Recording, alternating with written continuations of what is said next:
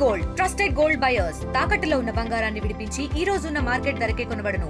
మరిన్ని వివరాలకు సంప్రదించండి 77107720. ఎమ్మెల్యే రాజాసింగ్ రాజీనామాపై మనతో మాట్లాడడానికి బీజేపీ ఎమ్మెల్యే పైడి రాకేష్ రెడ్డి ఉన్నారు. ఒక్కసారి ఆయనతో మాట్లాడించేటువంటి ప్రయత్నం చేద్దాం. సార్, కాసేపటి క్రితమే రాజీనామా చేస్తున్నట్టు రాజాసింగ్ కూడా ప్రకటించి వెళ్ళారు. ఆయన రాజీనామాని ఎట్లా చూస్తారు? రాజాబాయ్ చాలాసార్లు రాజీనామా చేస్తాను, ఇలా కొత్తగా ఏం కాదు.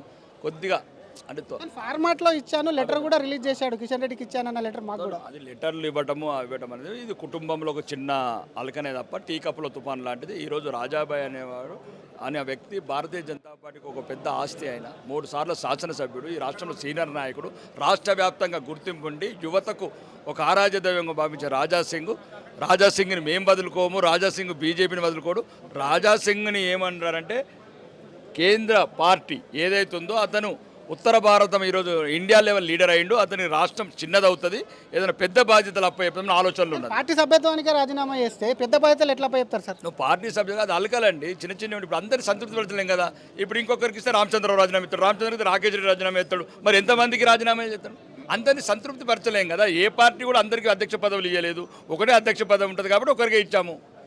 రాజాసింగ్ అవసరము ఎప్పుడైతే అతనికి సరిపడా ఏది ఉంటుందో సరిపడా అతనికి బట్టి అది కేంద్ర పార్టీ అది ఆలోచిస్తుంది.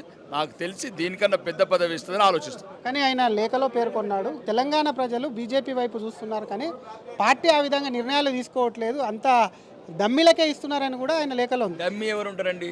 పార్టీ ఏమంటారు? ఇంకా 50 ఏళ్ళ కన్నా పనిచేసిన వాళ్ళు ఎవరు ఉంటారండి? తన కుటుంబాన్ని కోల్పోయి, తన త్యాగాన్ని, అన్ని వ్యక్తిగత కెరీర్ని కోల్పోయి పార్టీకి నిరంతరం పనిచేసి 50 ఏళ్ళ నుంచి పనిచేసిన నాయకులకు ఇంకా అంతకుమించి నాయకులు ఎవరు ఉంటారండి? పారాచూట్ వాళ్ళు నిన్న మొన్న వచ్చిన గురించి ఏం మాట్లాడతామండి?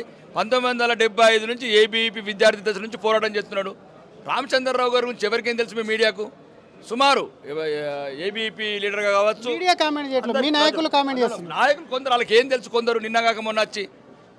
రామచంద్రరావు గారు ఈరోజు తెలంగాణలో భారతీయ జనతా పార్టీలో అత్యంత సీనియర్ నాయకుడు.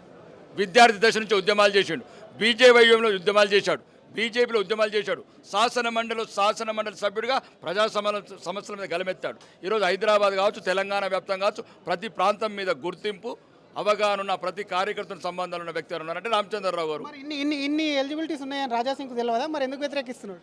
మళ్ళీ ఒక్కొక్కరికి ఒకటి ఉంటుంది. ఎందరికి ఎలిజిబుల్ ఉన్నా కానీ ఇప్పుడు వాళ్ళు అనుకుంటారంటే నేనైతే కరెక్ట్ అనుకుంటారు. కానీ పార్టీకి ఏది మంచిది, కార్యకర్తలకు ఏది మంచిదని ఆలోచించి తీసుకుంటారు. పర్మనెంట్ అధ్యక్షులు ఉంటారండి, మళ్ళీ అధ్యక్షులు వస్తూ ఉంటారు, పోతూ ఉంటారు. ఇది నిరంతర ప్రక్రియ. మళ్ళొకసారి రాజాసింగ్ని పెట్టుకుంటాం, మళ్ళొకసారి రాకేష్ రెడ్డి పెట్టుకుంటాం, మళ్ళొకసారి ఈటెల అన్నం పెట్టుకుంటాం, మళ్ళొకసారి అరవింద్ని పెట్టుకుంటాం. పార్టీ ఒక రోజు ఉంటుంది, కంటిన్యూ ఉంటుంది. మీరేమైనా మాట్లాడారు సార్ రాజాసింగ్ రాజీనామా అనంతరం ఆయనతో, మీ అన్నతో? మా అన్న నాకు ఇష్టమైన అన్న.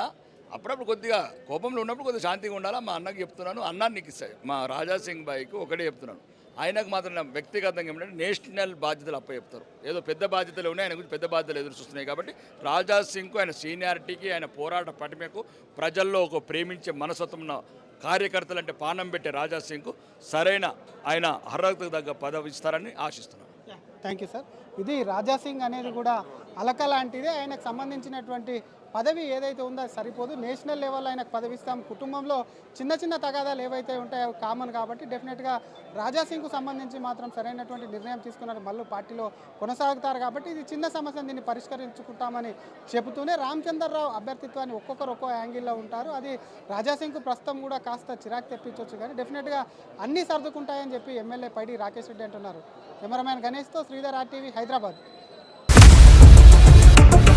ఇండియా పాకిస్తాన్ ఉద్రిక్తతలపై లేటెస్ట్ అప్డేట్స్ కోసం డౌన్లోడ్ చేసుకోండి RTV లైవ్ యాప్.